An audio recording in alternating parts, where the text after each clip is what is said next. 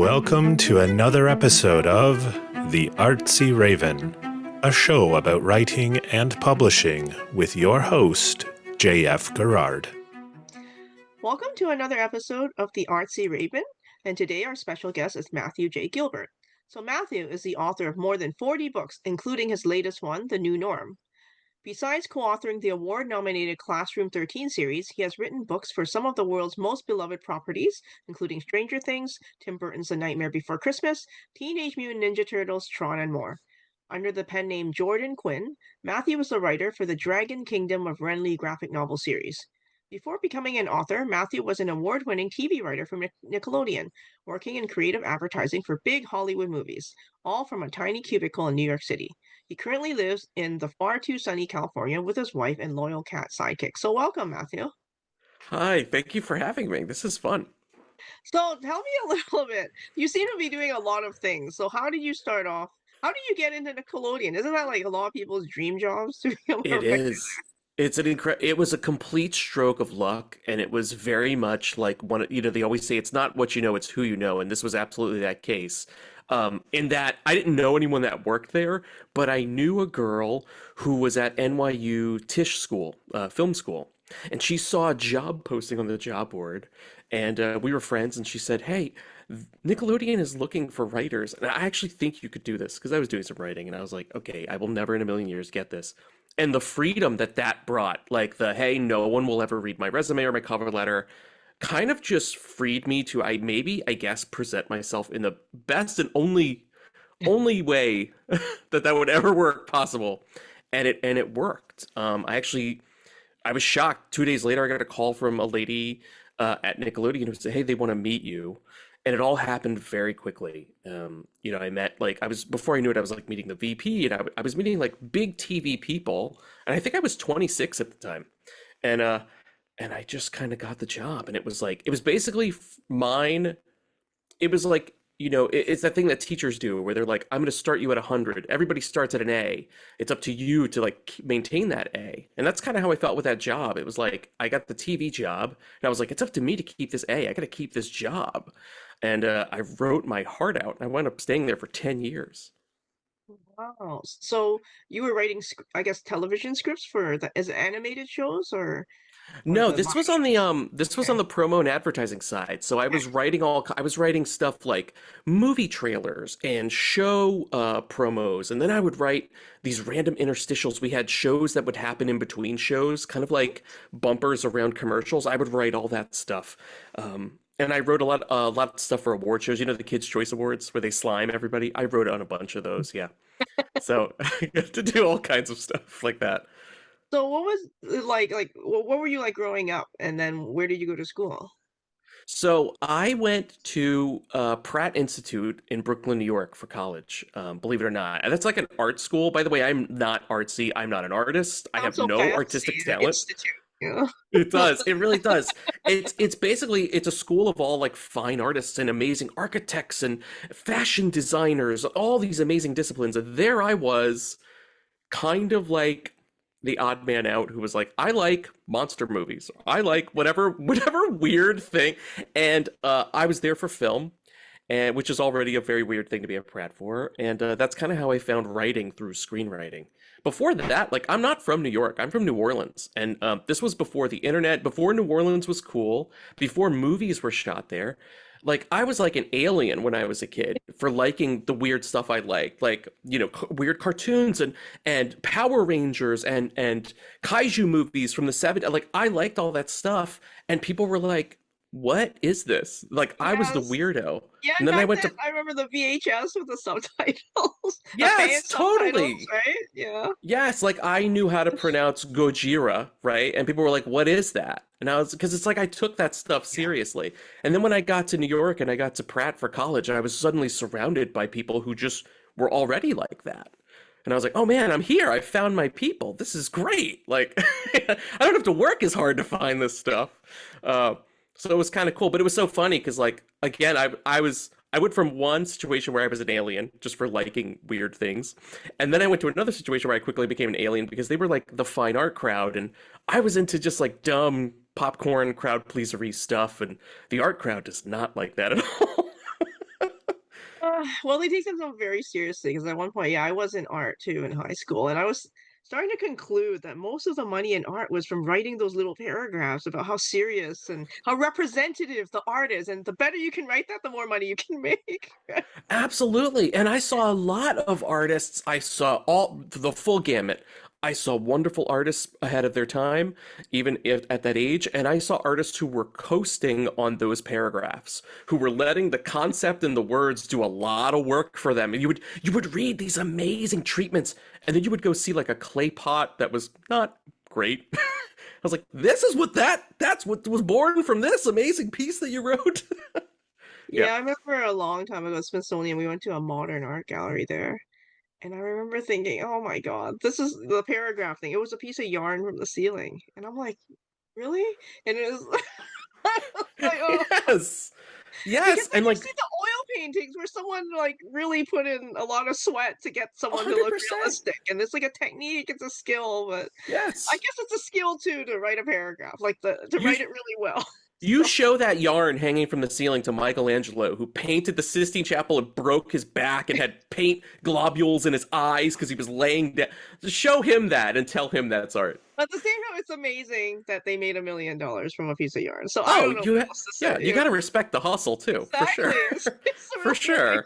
thing to say. Oh gosh. Okay, and then so you started you were at Nickelodeon and then you started writing for franchises. Like how did you get into book writing? So it's actually, again, everything in my life is almost by accident or dumb luck. Let this be a lesson to your listeners. Dumb luck, people. Get some. The luck will help you. So when I was at Nickelodeon, people knew again I was still a nerd and a dorky stuff, and they had acquired the Teenage Mutant Ninja Turtles around 2010, 2011. And someone in my office was like, okay, Matt's got to work on this show launch. He's like a giant Turtles fan. He's like a 30-year-old turtle nerd. Let's just give him the stuff. And so while I was working on all this turtle stuff, and thrilled to be doing it, by the way, lifelong Ninja Turtle fan, someone reached out to me and they were like, hey, Penguin Random House is going to be making a novelization of this new turtle series. Would you know anyone who would be interested in that? And I was like, well, I would, but I didn't have the gumption to say that. And they had actually offered it to a friend of mine who also worked in the Nickelodeon writers' room at that time. Lucky for me, that guy was incredibly busy with his new family. And he was like, I can't do this. And he was like, can you do this? And I kind of faked it till I made it in a way. I was like, yeah, sure, I could write a novel. It's not a big deal. Like as if I had ever done that or had any idea what that entailed. And I just kind of did it. It kind of forced me. It was like once I said, sure, I can do this, it forced me to do it. And then before I knew it, I was writing a second one and then a third one. And it was like I'd written like 5 novelizations. And I was like, I guess I kind of looked at well, then she was my fiance. And she was like, I think you're kind of like an author now. I was like, I think I am. I just kind of happened into it. That was I think I first published that first novel was 2013. So I've been doing this now for like 13 years. And I've been just trying to fake it till I make it ever since. Now, at one point, you started writing things other than books related to TV shows, though. So Yes, how did that come? and that again was born out of, just because I had done a lot of turtle stuff, and my wife, she was in publishing for a long time. She actually worked at Scholastic. This is when we were still in New York. And she was like, they're developing all this in-house IP. And for people listening, I'm sure people on your show know, but just in case, that's intellectual property, right? But when they say IP in the book world, it's different than when they say IP in the movie world. When they say IP in the movie world, they're referring to like big franchises like Stranger Things and Teenage Mutant Ninja Turtles. We say it in the pub world, they're talking about stuff they've internally developed. So I don't even like to call it intellectual property for them. I like to call it internal property because that's what it feels like. That's what that IP stands for. And they were developing at the time, Little Brown, Hachette, was developing Classroom 13 with an in-house editor there who knew my wife, was friends with my wife, and was like, hey, because he was a nerd too.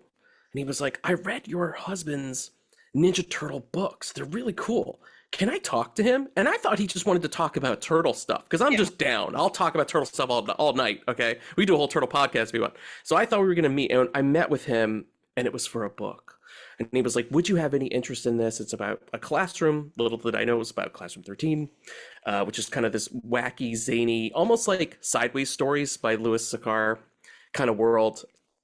And I was like, I think this sounds great. Let me just try it. And we wound up doing 6 of those. And that wound up being like that first book was like, you go on Amazon, it's like a teacher's pick, and it was nominated for the Texas Blue Bonnet Award and Librarian's Choice. And all of a sudden, again, it was like the 3rd time in my very lucky, fortunate career that I was like, hey, I kind of lucked out into something now. Now I'm not just the turtle guy, right? Now I can do IP stuff. And that opened up a whole world to me.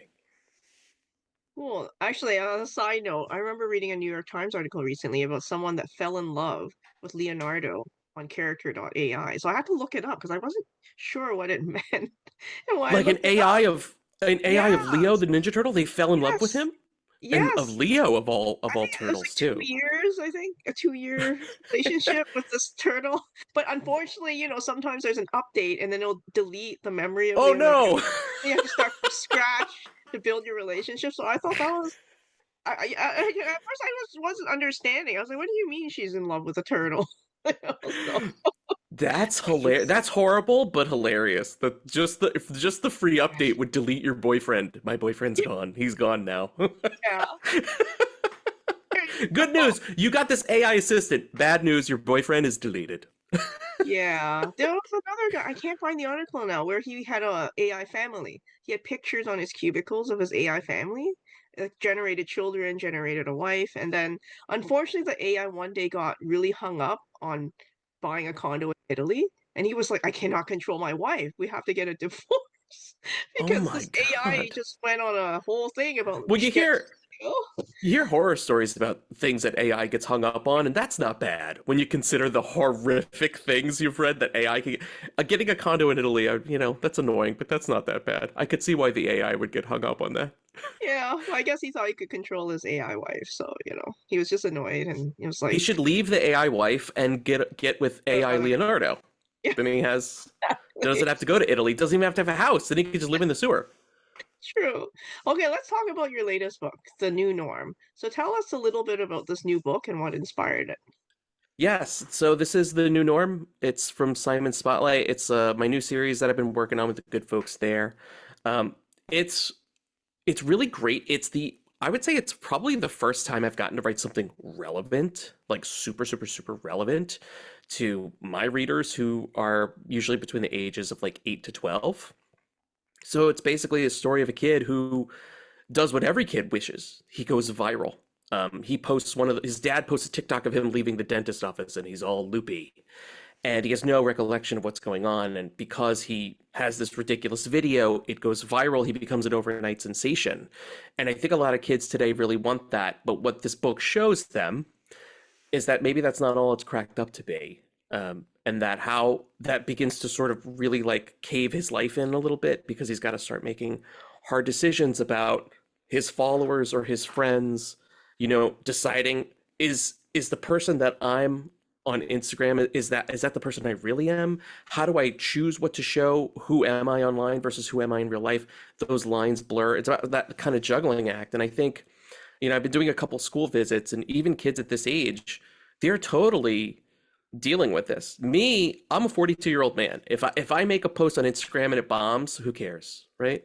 But to these kids, it's everything. They make a post on Instagram, it doesn't go anywhere. They take it super personally.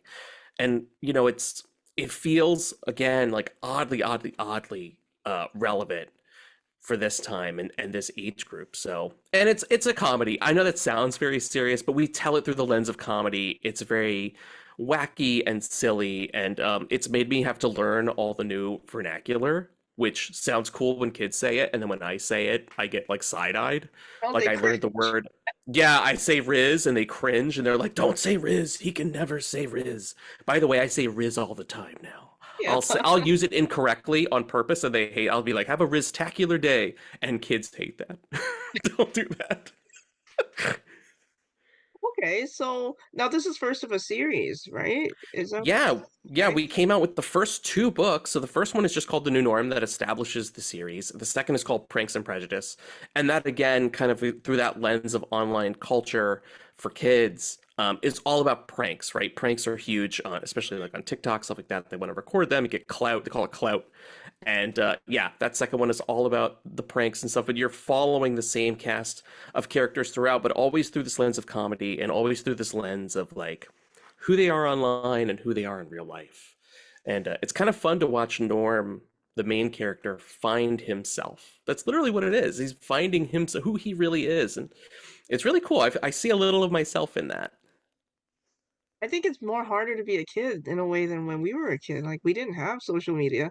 Like the other day, someone was asking his grandma, and I happened to be there, what was invented during the course of your life? And then I was like, well, we didn't have internet. So I sort of jumped in. I was like, did you know that? And they were so stunned. No iPads, no internet. What kind of life did you live? Yes, you couldn't. If you wanted a song, I was trying to explain this to a kid that when I was at a school visit, I was like, we couldn't just listen to a song on streaming. If there was like a hit song that was on the radio, you would go and buy the cassette or the single, and if that Yes. song was the one good song on that album, you have wasted $12 for one song. You would find that lesson out the hard way, and that baffles them when they hear Yeah. that. Yeah. Oh gosh. Okay, let's switch topics a little bit about other writers that want to break into children's or middle grade fiction. Do you have any advice to give to these people? Yeah, I would just say to me, when writing for the audience, and this could be purely anecdotal, but I hope that maybe any aspiring writers or budding writers out there can get something out of it. Write for yourself. There's a quote that I love that Roald Dahl actually said, because they said, "Oh, how'd you get into writing for children?" And Roald Dahl said, "I don't write for children. I write, and then someone says, 'Hey, that's for children.'" And I kind of live by that. I don't try to dumb it down. I don't try to write what I think a kid would like. Yes, even though I'm putting Riz into things, I'm trying to write what I think is funny for me. And that just happens like some people, like you'll have that voice and that thing, kids, I don't think we give enough credit to, especially as an audience. As readers. And I think they're a little more with it than you think they are. So I think if you don't talk down to them and you just write for you, entertain yourself first as a writer, that will come through on the page and kids will grasp it. And trust me, someone later down the line, let someone else be the fun police. Let an editor or a copy person later come in and say, I don't think this kid would do this. That's fine. But I think you as a writer should just have freedom to do whatever you want on the page, be funny, entertain yourself first, and the kids will follow. I'm telling you, they'll get right in on it. But if you try to write to them, they sense it right away. Now, you've written over 40 books. Do you have any lessons learned from doing it over and over again? Don't do it. Yes, No, I'm just kidding. many. I have practical and I have big picture ones. Here's a practical one. Get a standing desk. That's real, by the way. When you sit a lot, it hurts and it does terrible things to your body. My advice is get a standing desk. I live by them now. It'll feel weird for the first few days as you're writing, and then your life will change. Um, Big picture. Here are some things I've learned. I keep banker's hours. Keep banker's hours. That's what I like to call it. Don't work on the weekends, don't work at night. But give yourself a set time. Write from 9 to 4 or 9 to 5 every day if you can, even if it's bad. Here's the best thing. Treat it like a job. If you have a bad day at your job, it doesn't mean you're going to lose your job all the time. It just means maybe you come in the next day and you make your job better or you try to do a better job. It doesn't ride on everything, right? On one decision that you make.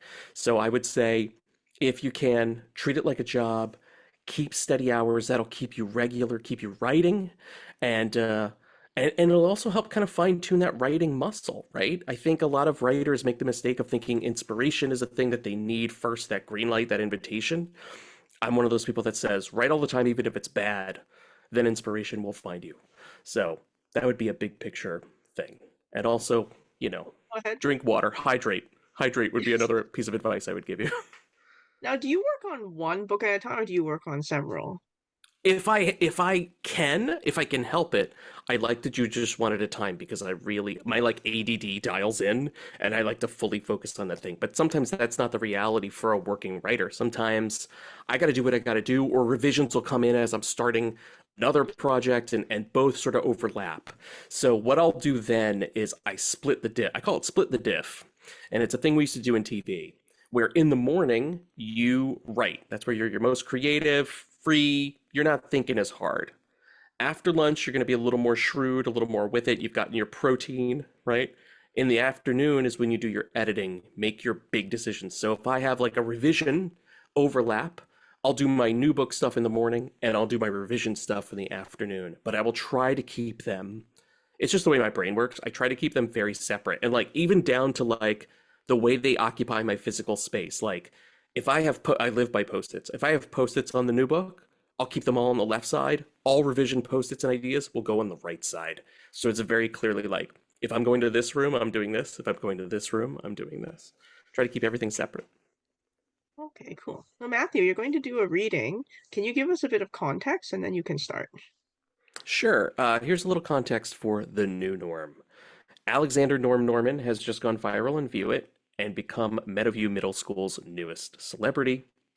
The school hallways are a different vibe from the comments section, though, and Norm will have to find a new norm in the middle of this mayhem. Can he balance friends, fame, and the first week of school without getting roasted in the chat? This is chapter 1 of The New Norm, written from the perspective of Alex Norm Norman. Chapter 1. I'm not trying to brag, but I might be famous now. I mean, you recognize my name, right? Alex Norm Norman, you know, from the Whoop Whoop dance video that's been going viral? The one at the dentist, with the chair and the... Oh, still no? Well, you probably just haven't been online yet today, because let me tell you, I am all over your Explore page. My dad calls it catching a virus. I know, cringe. But he's not wrong. Even though he still wears paisley ties and watches movies without looking at his phone, my dad is low-key the best. And it's thanks to him posting a video of me at the dentist that I'm more popular than ever. We're talking over 100,000 likes and counting. New comments every second. The notifications on View It, which is the place for memes, videos, and chats, are coming in faster than I can tap them. I'm no longer Alexander Norm Norman, the kid so invisible I got left out of the 5th grade yearbook. No. Now I'm known. I'm cool. For the first time ever, it's pretty sweet to be me. This is never not funny, my best friend Mia said, laughing at my video for the umpteenth time. She and our other best friend Jordan had come over to my place on the last night of summer before school, and all we'd done so far was crack up over my newfound fame. Jordan was actually crying from laughing so hard. He wiped his tears away and collected himself before nudging me in the arm. And check this out. Someone reposted your dance in the Meadowview subgroup and it's blowing up. He opened the comments and Mia and I leaned over his shoulder to read. So what did I do that was so funny it was causing the Meadowview subgroup to crash? Well, I went to the dentist last week to get a wisdom tooth pulled. They gave me something to numb the pain, and when I woke up again, my cheeks were stuffed with cotton balls. My lip was drooping. My eyes were crossed, and for some reason in that moment, I started dancing. Right there in the operating room. You never told me you had moves, though, Jordan said, replaying the part where I spun on one foot and nearly did a split. That was me almost tripping over my jeans, I said. You look like a sleepy chipmunk with a hat on, Mia said. That set all of us laughing again. It took 3 solid minutes before I could catch my breath enough to track all the new notifications, follows, and friend requests still flooding in. Cammy L, J-Bone, your boy Steve432, Mikey Davis. Mikey Davis? I shouted. The whole room went quiet, and Jordan snatched my phone away. Shut up, he said in disbelief. Ew, Mia cringed. No, just no. Mikey Davis, I repeated, as in the Mikey Davis. It was too good to be true. I tapped the notification and saw his profile pic. It was him, all right. Mikey Davis, the coolest kid in school, captain of the basketball team, class president, the only kid in our school who had not 1 but 2 pairs of limited edition Abibas Kenneth L sneakers. That Mikey Davis. And now he wanted to be my friend. Are you going to accept it? Jordan said, nudging me. Think of it, bro. This could be the beginning of the best year of our lives. Get sponsorships for all your videos. Make that cash. Gross. Don't say make that cash. Mia rolled her eyes. I admit, Mikey and I have had a touchy relationship. Ever since elementary school, he's been one of the popular kids who barely acknowledge my existence. I think our only interaction in the past year was when he swiped my snapback right off my head and chucked it into a puddle. Yeah, that was a rough time. But hey, the past is the past. Now Mikey would probably give me his snapback just to collab on a video together. I didn't wait for Mia's eyes to roll back into position and see me. I just tapped accept. I was now internet friends with Mikey Davis. We would rule the school. We'd be best bros. We'd get pizza downtown, hang out by his pool, and whoa, Mia said, pulling me back into reality. I've got something better than Mikey Davis.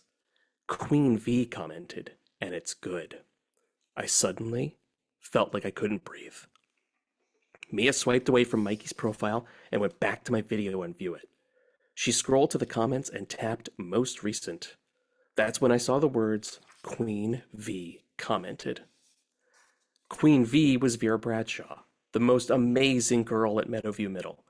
Probably at any school ever. I thought she was the funniest, nicest, smartest human being on the planet since first grade. And she'd seen my video and took time out from being perfect to comment about me. She commented, I breathed, clicking a little favorite heart next to her words. She said, LOL, I made her laugh. Okay, but like, is she laughing with you or at you? Mia joked. Shut up, I said playfully, shoving her arm. She swung her arm around to mimic my dentist dance, and Jordan joined in, just as my dad walked in from grilling outside. Nice dance, kids, he called. Burgers are set up on the patio if anyone's ready to eat. He gave us a thumbs up, and dentist danced his way to the bathroom. Last one to the patio was a viral flop, Jordan yelled. Please, you're already a flop, Mia kidded, and she and Jordan elbowed their way through the door and headed outside for dinner. Yeah, Mia and Jordan were a lot, but they were also my two favorite people in the world. Not gonna lie, I was a little nervous for us to start the new school year. Dad says that people tend to break off randomly into other friend groups around this time, or they get super into some activity at school that you're not that into, like band or mathletes or whatever, and before you know it, you never see each other again. It's like they vanish. I can't afford to let that happen. I can't lose my real friends. I've only got 2. But maybe, just maybe, my new fame will keep us together. We'll be in it with the popular kids for once. People will want to hang out with us, eat lunch with us, make videos with us. We're going to have the best year ever. Our social lives are about to skyrocket. I am so ready for the new norm. And that's the end of chapter 1. Well, thank you very much for taking the time to speak to us today. Thank you. Thank you so much for having me. The Artsy Raven is produced by Dark Helix Press. Introduction voiceover by Chris Gorman. Music by Tim Moore. Please access your bonus content on the Patreon website. Thank you very much for listening, and please stay safe.